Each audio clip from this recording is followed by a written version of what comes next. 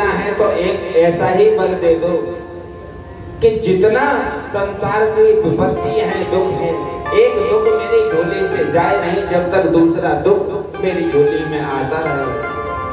सबने कुछ ना कुछ मांगा, केवल कुंती ने जीवन भर दुख मांगा।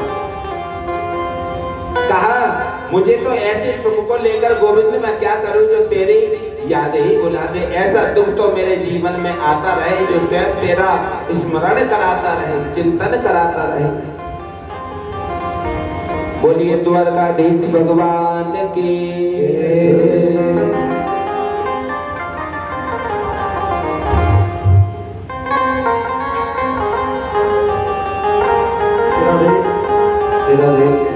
बोले बांके बिहारी लाल की जय। ओ मोहना ओ सोहना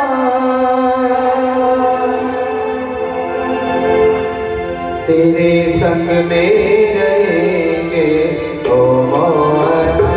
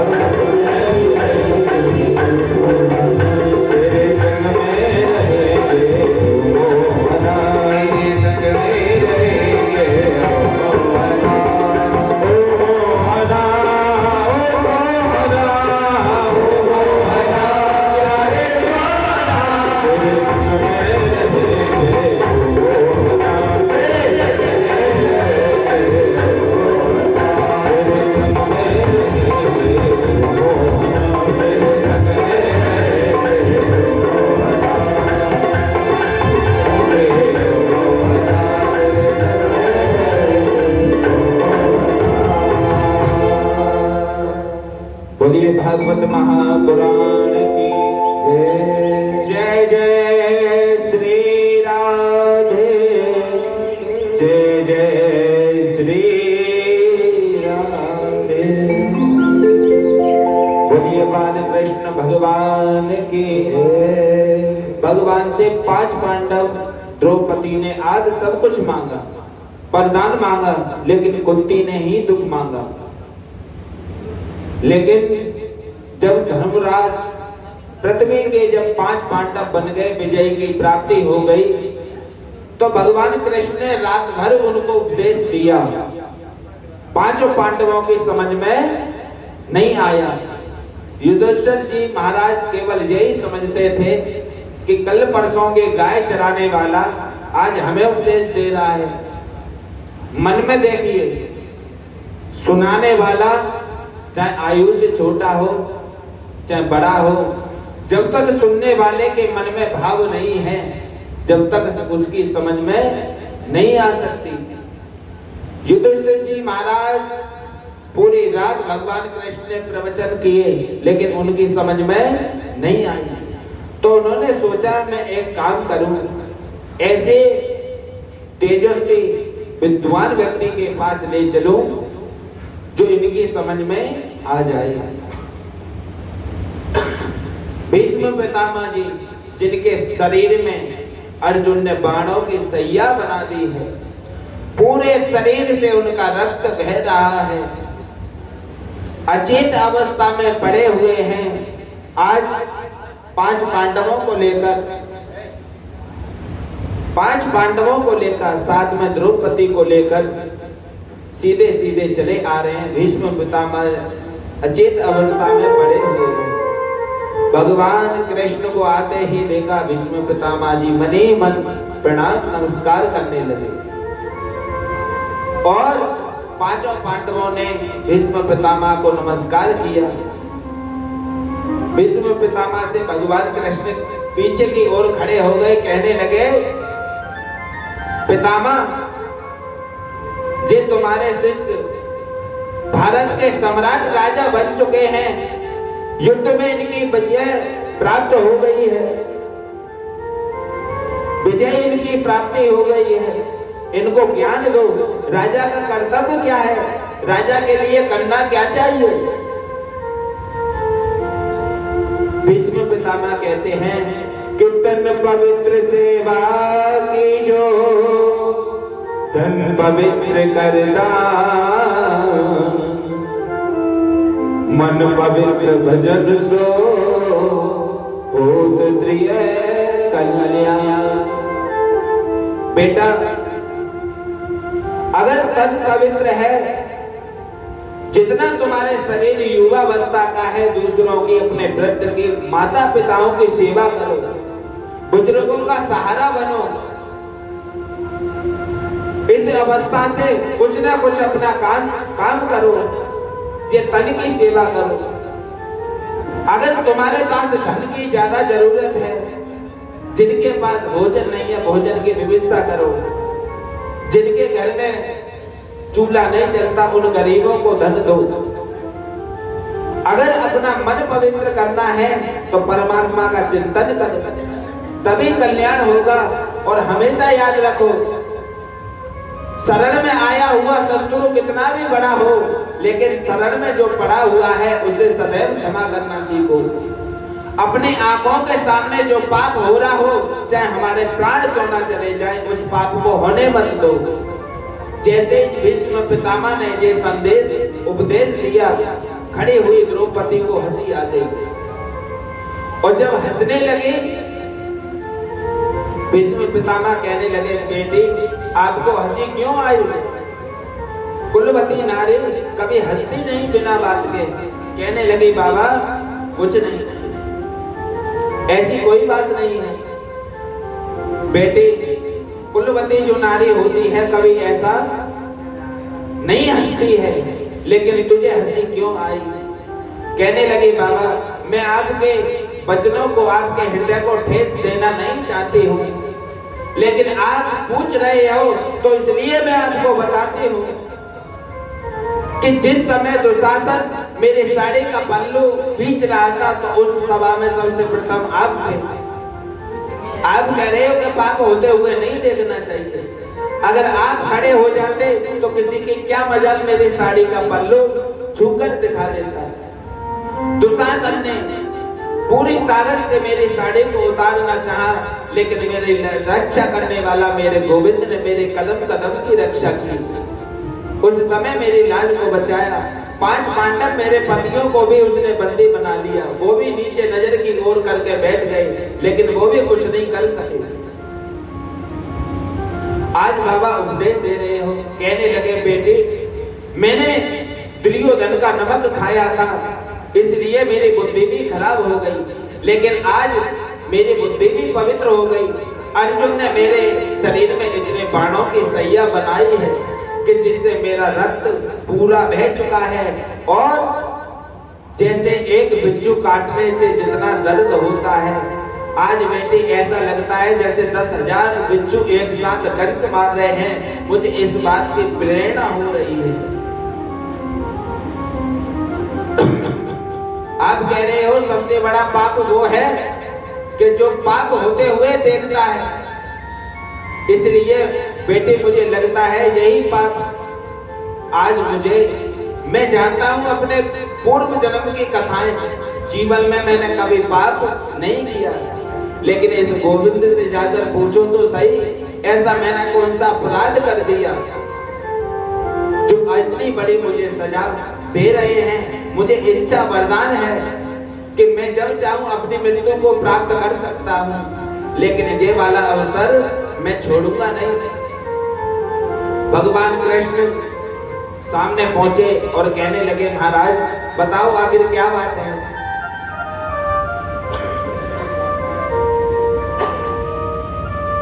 कृष्ण से भीष्म पितामह ने केवल यही प्रश्न किया कि महाराज मुझसे कौन सा अपराध हुआ। कहने लगे तुमने जितने भी जन्म लिए आज तक तुमने कोई पाप नहीं किया, इसलिए तुम्हारे सन्मुख मैं साक्षात खड़ा हुआ हूँ। और लेकिन तुमने द्रौपदी के सामने, तुम उस सभा में सबसे पहले नंबर पे थे, और उस सभा में आपका वचन इतना मान्य था, अगर आप एक बार भी प्रयास किया होता तो आपकी ये दुर्गति आज नहीं होती। और कहने लगे आपको तो इच्छा मृत्यु का वरदान है, अगर आप चाहो तो आपकी मृत्यु अब भी नहीं हो सकती। कहने लगे गोविंद इससे बढ़िया मौका और कब आ सकता है, और मुझे नहीं लगता कि मेरे जीवन में ये मौका दोबारा लौटकर आएगा। जब मेरी मृत्यु का समय आया है तो गोविंद तुम सामने खड़े हो, और भीष्म पितामह जी कैसी पुकार करते हैं कि जब छोड़ चलो इस दुनिया को हो परिणाम तुम्हारा हो। जब छोड़ चलो इस दुनिया को हो परिणाम तुम्हारा हो। जब छोड़ चलो इस दुनिया को हो परिणाम तुम्हारा हो।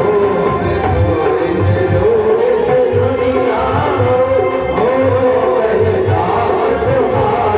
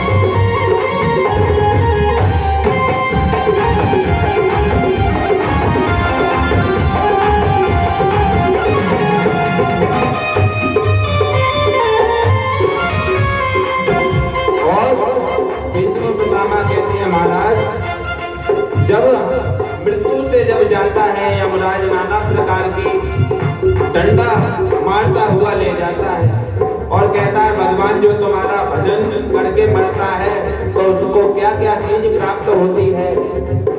रास्ते में तुम्हारा मंदिर हो, रास्ते में तुम्हारा मंदिर हो, रास्ते में तुम्हारा मंदिर हो, रास्ते में तुम्हारा मंदिर हो, जो मंजिल को प्रस्थान करो, रास्ते में तुम्हारा मंदिर हो, जब मंजिल को प्रस्थान करो, जो में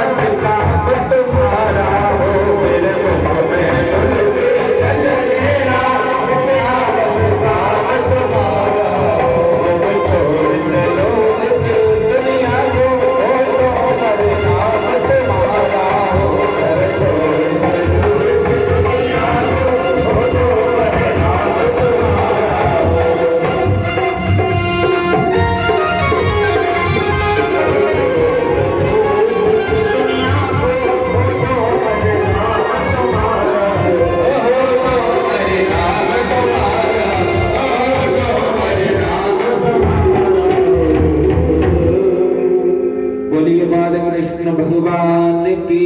कृष्ण कहने लगे महापुरुष मान के लिए ऐसे रोआ नहीं करते कि आया है वे जाएगा राजा रंग फकीर, कोई सिंहासन चढ़ चढ़ा कोई जड़ा जंजीर। जिसने जन्म लिया है उसे जाना ही पड़ेगा। इनके देह संस्कार आज भगवान ने किया, लेकिन अब मेरे गोपाल द्वारकाधीश वापस जाते हैं। अर्जुन को साथ भेजा है।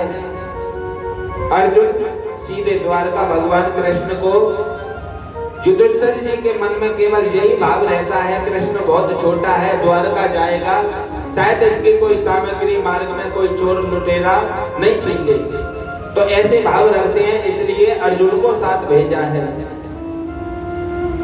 जब कृष्ण का संदेश मिला है तो पूरे द्वारकाधीश को बड़ा सुंदर सजाया गया। भगवान कृष्ण का रथ पहुंचा है, सभी ने भगवान कृष्ण के दर्शन किए। सभी माता बहन अटारियों पे चढ़कर पुष्पों की वर्षा करती हैं, अभिनंदन करती हैं, अपने महलों में प्रवेश करते हैं। गोविंद ने अपने माता पिता के पैरों को छुआ।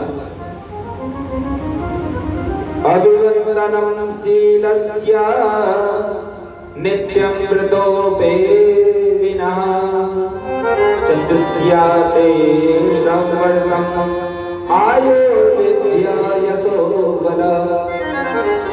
जो बच्चे अपने माता पिता अपने घर में बड़ों के पैर छूते हैं उनका यश बल विद्या आयु स्वयं बढ़ना प्रारंभ हो जाती है, इसलिए अवश्य पढ़ना चाहिए।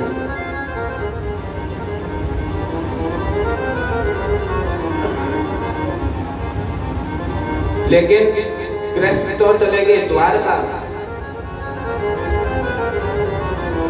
जिस बच्चे को उत्तरा के गर्भ में छोड़ के गए थे, आज उस बच्चे ने, अभिमन्यु का जो पुत्र है, उस बच्चे का जन्म हुआ। लेकिन बड़ा अद्भुत बच्चा है। जन्म तो हुआ लेकिन पालती मारकर बैठ गया और चारों ओर निहार निहार के देखता है। संतों ने पूछा ऋषि वर से, महाराज ये कैसा अनोखा बच्चा है, क्या ये बताओ कोई जन्म लेकर क्या कोई बैठ सकता है? ये कैसा बच्चा पैदा हुआ है जो जन्म लेकर पालती मार के बैठ गया? आखिर के बैठा क्यों है? सूत जी कहने लगे जे इसलिए पालती मार कर बैठा है, सबके मुख की ओर निहार रहा है कि जो छोटा सा नन्हा सा रूप लेकर जब माता के गर्भ में मुझे बचाने के लिए ब्रह्म अस्त्र से गया था, लेकिन आज वो इस भीड़ में कहीं दिखाई नहीं देता है। वो कहां जाकर छुपा बैठा है जो सुदर्शन चक्र लेके छुपा हुआ बैठा था, लेकिन आज इस भीड़ में पता नहीं जब कहां जाकर छुपा हुआ बैठा है। इधर भगवान कृष्ण को संदेश भिजवाया। भगवान कृष्ण टोपी कुर्ता धोती आदि लेकर, खिलौना आदि लेकर पधारे हैं। उस बालक के सिर पे हाथ फिराया, बच्चा किलकारी लेकर हंसने लगा। उसका नाम परीक्षित रख दिया। बोलिए परीक्षित जी महाराज की, बोलिए गोविंद भगवान की। उसका नाम परीक्षित रख दिया। आज सूत जी कहते हैं ऋषियों, परम लाडला जी प्रभु का भक्त रहा, परम तेजस्वी बड़ा शक्तिवान ये भक्त रहा है। दुनिया संसार में आके भगवान का दर्शन करती है, उसने मात्र गर्भ में ही भगवान का दर्शन कर लिया है।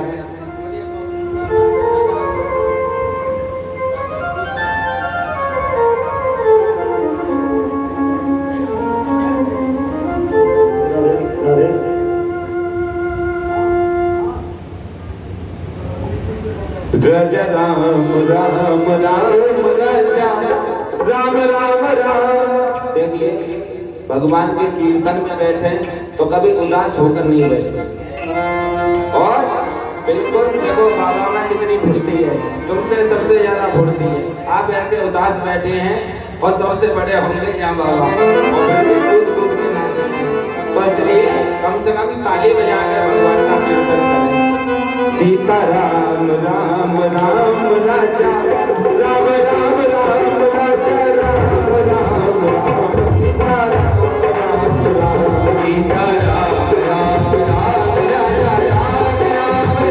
सीता राम राम राम राजा राम राम राम सीता राम राम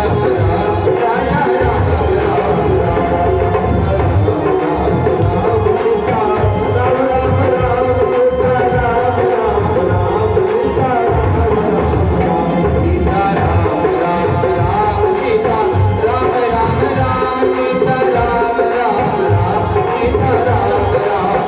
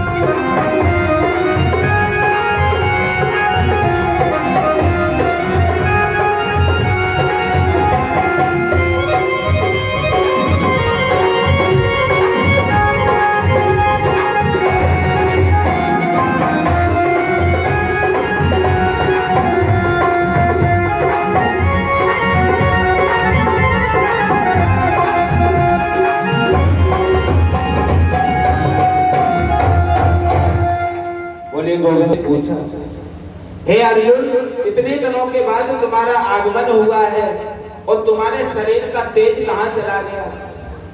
किसी ने तुम्हारे हाथ से किसी ब्राह्मण का वध हो गया या किसी गाय का वध हो गया? तुम्हारे शरीर का तेज कहां चला गया? ऐसी क्या बात हो गई? इतने चिंतित, इतने उदास, उतने दिनों के बाद लौटे हो, क्या बात हो गई? आखिर क्या बात हो गई? कहने लगे, बंधु भाई क्या बताऊं, जिसकी कृपा से इतने बड़े गुरुओं का हमें आशीर्वाद प्रदान हुआ, जिसकी कृपा से महाभारत जैसे बड़े बड़े महारथियों का हमने वध कर दिया, बड़े बड़े एक एक उसकी सलाह से हमने विजय प्राप्त की, लेकिन वही हमारे प्राणों का प्यारा हमें छोड़कर चला गया, अपनी लीलाओं को समापन करके चला गया। इतनी सी बात सुने युधिष्ठिर महाराज खड़े खड़े गिर पड़े, भीमसेन रोने लगे, तड़प तड़प के हाहाकार मचने लगा। जैसी जो राजा परीक्षित जी महाराज थे उनको बुलाया, अभिमन्यु के पुत्र को, अपने पौत्र को बुलाया, कहा बेटा अब हम यहाँ पर राज नहीं कर सकते, हम बिना कृष्ण के जीवन में रह ही नहीं सकते, अब हमें यहाँ से जाना ही पड़ेगा, अपना राजपाट तुम ही देखो। परीक्षित जी कहने लगे, बाबा मैं तो बहुत छोटा हूँ, मैं कैसे इस राजपाट को चलाना सीखूंगा? कहने लगे, बेटा तुम्हें अब तो ये चलाना ही होगा, अगर हमेशा याद रखना कि तन पवित्र सेवा कीजिए, धन पवित्र कर दान, और भजन कर से हो प्रिय कल्याण। भजन करो, जो भी शत्रु भी आए, अपनी आंखों के सामने कितना भी बड़ा पाप हो, चाहे प्राण चले जाए, पाप होते हुए मत देखना। शरण में कितना भी बड़ा शत्रु आए, उसे सदैव क्षमा करना और सदैव अपने प्राणों की बाजी लगाकर इस प्रजा की रक्षा करना राजा का धर्म है। बस इतना सा उपदेश सुन लो और हम चल रहे हैं। पांडवों ने राजपाट को छोड़कर और सीधे वन में चले गए। इधर राजा परीक्षित जी महाराज धीरे धीरे बड़े हुए, राजपाट बड़ा सुख शांति से चल रहा था। जिनका विवाह हुआ, इसकी पत्नी का नाम ईरावती है। धीरे धीरे स्वयं कोई चोर डाकू इनके राज्य में नहीं थे। बड़ा सुंदर प्रशासन है राजा का, लेकिन एक समय की बात है, राजा परीक्षित ने सोचा मेरी आधी उम्र तो निकल चुकी है, आधी बची है। वर्ण आता है कि राजा परीक्षित जी महाराज चुप चुप के आश्रमों में झाड़ू लगाना, वस्त्रों को बदल बदल के झाड़ू लगाना, आश्रमों में सेवा करने का महत्व मिलता है। अगर राजा है वो स्वयं कोई काम करने तो देगा नहीं आश्रम में। पांडवों के जो उनके मन में विचार है, चुप चुप के जाकर झाड़ू लगाना, आसनों को उठाना, गौ की सेवा करना, ऐसे करते तो राजा के मन में विचार आया मेरी आधी उम्र तो निकल चुकी है, आधी बाकी है,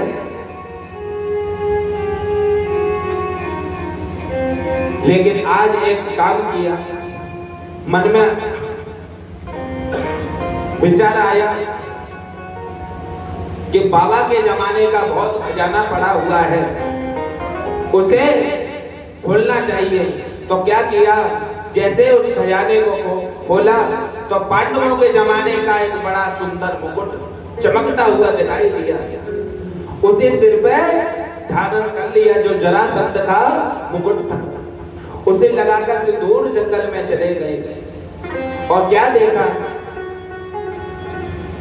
एक बैल खड़ा है और सामने गाय खड़ी है, और एक सामने काला पुरुष बैल के सामने खड़ा हुआ है, और उसके 3 पैर काट चुके हैं और चौथा भी पैर काटना चाहता है, और गौ माता खड़ी खड़ी सामने रो रही है। और उसी समय राजा परीक्षित पीछे से ये दृश्य को देख रहे हैं और जैसे ही उसने नंग तलवार को निकाला, राजा परीक्षित ने अपनी तलवार को निकाला, कहने लगा यार इस बैल को क्यों मारता है, इस बूढ़ी माता को क्यों दुखी करता है, मैं तुझे अपने राज्य में, मेरे राज्य में ऐसा तू नहीं कर सकता, मैं तुझे जिंदा नहीं छोड़ूंगा। क्या बात है, क्या दे बैल मुझे जरा बताओ, या जे तुमको तकलीफ देता है या तुमको परेशान कर रहा है, या मेरा राज चलता है और किसी का राज नहीं चलता। बैल कहने लगा महाराज जो गाय स्वरूपी है वो पृथ्वी है, जो बैल है वो धर्म है।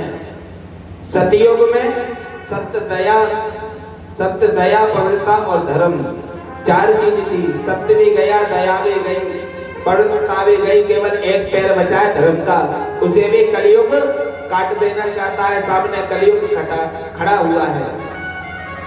राजा परीक्षित ने पूछा क्या यही तुम्हें दुख देता है, यही तुम्हें कष्ट देता है, क्या यही बात है?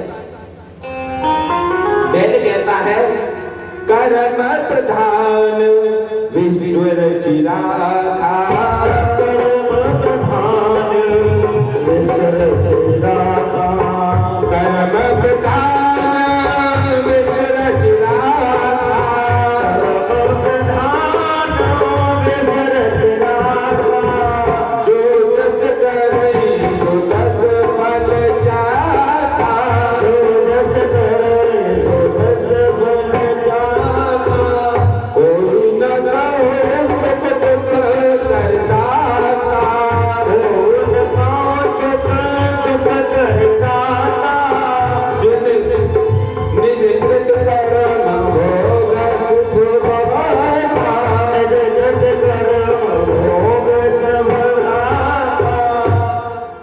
अपने कर्मों को मैं ये कहूँ कि ये दुख देते हैं, कोई मेरे कर्म ऐसे हैं जो मुझे ये कर्म भोगना पड़ रहा है। ना भगवान कोई किसी को दुख देता है, ना कोई किसी को सुख देता है। मानव का कर्म ही उसको सुख देता है, उसका कर्म ही उसको दुख देता है। यही कारण है महाराज। लेकिन इधर तलवार को जैसे ही खींचा, कलयुग ने समझा राजा परीक्षित मुझे जीवित नहीं छोड़ेंगे, जाकर चरणों को पकड़ लिया। पांडवों ने कहा था कि आया हुआ शत्रु भी उसे क्षमा कर देना। कहने लगे ठीक है कोई बात नहीं। कहने लगे महाराज यहाँ आपका राज चलता है, दुनिया में मुझे कोई धिक्कारता नहीं, लेकिन मुझे ये बताओ मैं कहाँ जाऊं? आप ही बता दो। इस भारत के आप राजा हो, इस भूमि के राजा हो,